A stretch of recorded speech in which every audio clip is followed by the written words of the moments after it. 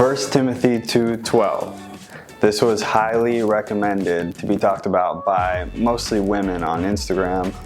Also as a follow-up to a video I did on YouTube about women in placement as preachers, teachers, within a ministry context. The letter is pretty accepted as written by Paul to the church at Ephesus. This is the verse that we use as Christians, primarily men, to put women within ministry context in their place, saying that they are lower than, cannot do what men do, should not do what men do, and this is the verse that is used to say why.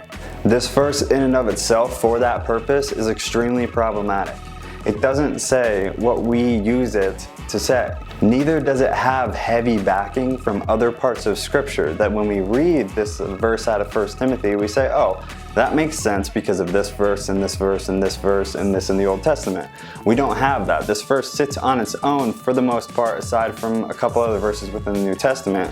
So we have to really dig into this specific verse and see what is it really saying, what was going on at the time, does it cross over the bridge from then to now? One thing to really keep in mind is there are no other major doctrines that are decided upon one single verse from Scripture.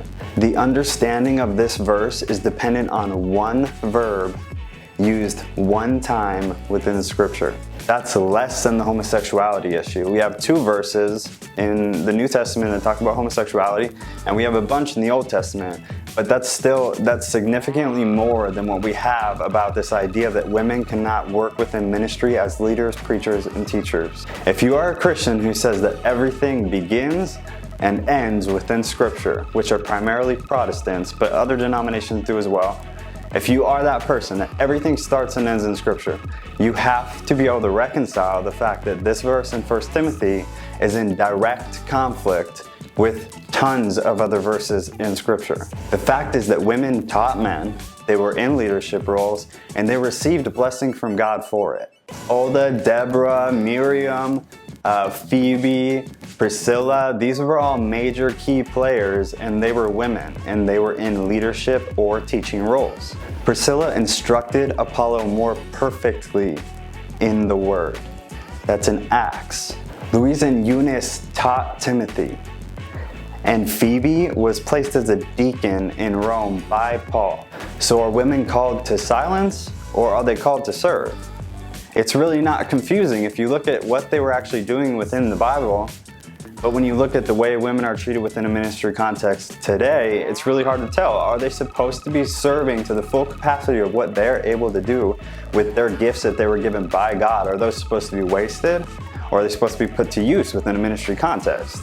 The next 2 verses after verse 12 are used as a case by a lot of people to say, or to back verse 12 by saying, well, Adam was first and Eve was second. She was a helper. Although Genesis 1:26 through 28, as well as Genesis 5 verses 1 and 2, are in direct conflict with that as an argument. Furthermore, this belief is in direct conflict with other verses that the Apostle Paul wrote about within his epistles, where he essentially assigns the guilt of the fall to Adam. Romans 5:12 through 19, 1 Corinthians 15:21 through 22. A total of 9 times Paul places the blame on Adam, not Eve. Beyond this, the Hebrew translation and the Greek translation, the Septuagint, both place Adam with Eve at the time of the fall. Beyond this, the Hebrew Bible, as well as the Greek translation, the Septuagint, place Adam with Eve, and they both partook of the fruit, not one than the other. That's an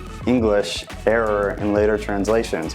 If you read them in the original, it says that they were together. In Hebrew, it literally says that Eve gave to her husband because he was with her. The Hebrew also indicates that the serpent was speaking to both of them, not just Eve. From this, we can basically conclude that 1 Timothy 13 and 14, where it talks about that fall idea that women fell first and then men, so men are superior and women are inferior, it puts that to rest. All this means is that this is a repeated error of translation. It's false. It doesn't reflect what was really written in Genesis in Hebrew. In 1 Timothy 2:14 as well as Romans 5:14, the same Greek word is used. It's parabasis. An argument that goes with that is because the woman was deceived, women are weak, gullible, and incapable of taking on a leadership role. The issue with this is that all throughout Proverbs, when the author is reflecting knowledge or wisdom, he refers to that individual or that entity as a female, as a woman, and I'll link a bunch of verses in the description if you guys want those that you can refer to. All throughout the Old Testament, we find tons of stories about women who were post-fall, so it still applies, women who were able to go over problems, be successful in things that men failed at. The women were able to do that, and I'll link a bunch of verses in the description below if you guys want to see those too that you can refer to. A lot of them are found in Samuel. Proverbs, Judges, Nehemiah, 1 Samuel, 2 Samuel. I'll put all those verses below because we see it a lot. Women were able to do things. Women stepped up into roles that men failed or could not do. There is a deeply theological issue in telling a woman that when she comes to Christ, she's a new creation, she's without sin because of what Christ did, but she still bears the sin of Eve from the beginning. That makes no sense, it's contradictory, and it's just a great excuse to put women in their place when you want them to be. Then there's one thing I'm not gonna rant a lot about. I touched on it a little bit, but I don't have time to really talk about it. It would have to be an entirely different video. The translations we have in English, specifically ones like the NIV, the New International Version, these translations are horrible. When you really read these verses within the original text, they do not say what the English versions say.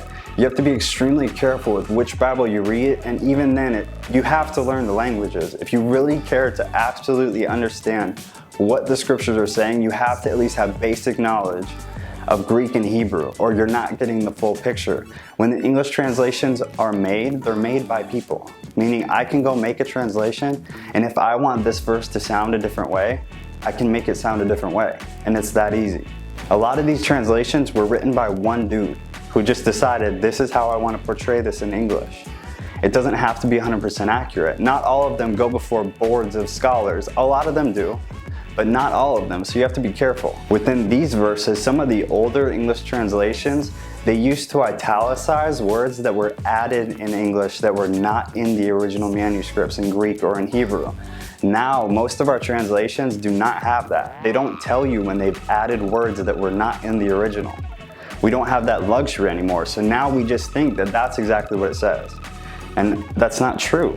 A lot of the words that are in our English translations were not at all in the original text. For example, I'm going to read just from the book that I got most of this information from. This is just a quick synopsis from the first chapter of a book that I'll link in the description. It's all about just this verse. It's called I Suffer Not a Woman. It goes over this entire issue in depth. Everything that I've talked about so far is found in chapter 1. So you can't even imagine how much information there really is on this. By the end of the book, I would be shocked if you would still argue with the fact that women have a placement much below men. So I'm going to read one thing from the book that talks about the translation issue that is astonishing if you didn't know it before. 1 Timothy 2:14 through 15 adds these words, meaning those words were not in the original Greek. This is what they added.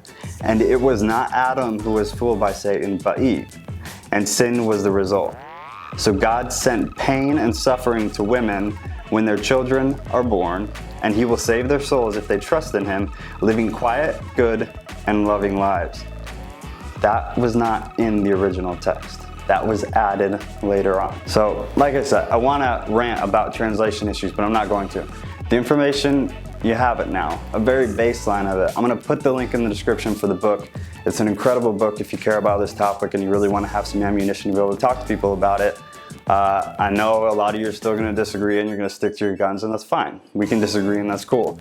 Don't say hateful, stupid things about women in the comments though, because if we get like that, you're going to get banned and you're not going to be a part of this anymore.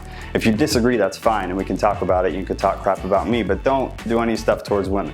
It's not about them. This is about me saying stuff. So if you have a problem with what I'm saying, direct your comments at me, not on females who comment below.